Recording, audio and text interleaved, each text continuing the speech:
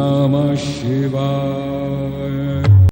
काशी एक ऐसा स्थान जिसे ब्रह्मा जी द्वारा बनाए गए प्रमाण से महादेव ने अलग कर दिया, उसे शिव की नगरी का दर्जा दिया।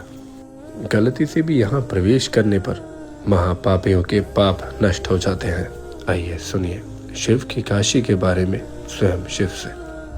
23वां अध्याय श्री विश्वेश्वर महिमा।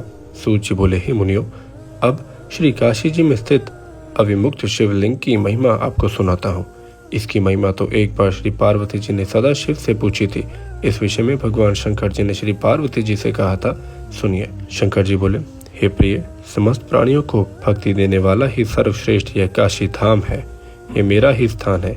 यही सिद्ध पुरुष आकर मेरे नियमों के अनुसार आचरण करते हुए मेरे अनेकों रूपों का वर्णन करते हैं। हे कल्याणी, मेरे भक्त तथा ज्ञानी जन अन्य तीर्थों पर जाएं या ना जाएं, किंतु काशी तो दोनों को मोक्ष देने वाला ही है। ये चाहे कहीं भी मृत्यु को प्राप्त करे, किंतु इनके लिए मुक्ति तो सिद्ध है। इस पवित्र क्षेत्र की महिमा है। हे पार्वती जी सुनो, इस पुरी में किसी भी अवस्था के मनुष्य की मृत्यु हो, उसको मोक्ष प्राप्त हो जाती है। स्त्री चाहे शुद्ध हो या अशुद्ध, सुहागन हो या विधवा, बांधे हो या रजस्वला, कन्या हो या प्रसूता, ऐसी संस्कार रहित की भी मुक्ति हो जाती है। वह केवल इस क्षेत्र में आकर मृत्यु प्राप्त करे। यहाँ न किसी उत्तम जाति, वर्णन, ज्ञान, कर्म, दान, संस्कार, स्मरण, मेरा भजन पूजन आदि किसी की भी आवश्यकता नहीं है। इसमें तो केवल आकर मृत्यु प्राप्त कर लेना ही पर्याप्त है। मुक्ति तो उनके लिए स्वस्थ सिद्ध है। हे उमे, यह मेरा काशी धाम अत्यंत गोप्य है। ब्रह्मा, विष्णु आदि देवता भी इसकी महिमा नहीं जान सकते।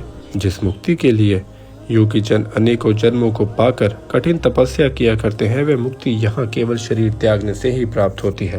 प्राणी किसी प्रकार का भी योग्य अयोग्य कर्म करके पाप कर्म क्यों न कर बैठे, कितना ही अधर्मी क्यों न हो, इस पुरी में मृत्यु द्वारा उसका आवागमन का जाल छूट जाता है। यदि विचार पूर्वक भक्ति श्रद्धा से वहां रहकर उस ईश्वर शंकर का ध्यान, आचरण, आराधना, स्मरण एवं तप करते रहे, उनके पुण्यों की महिमा तो हे कल्याणी मैं नहीं कह सकता।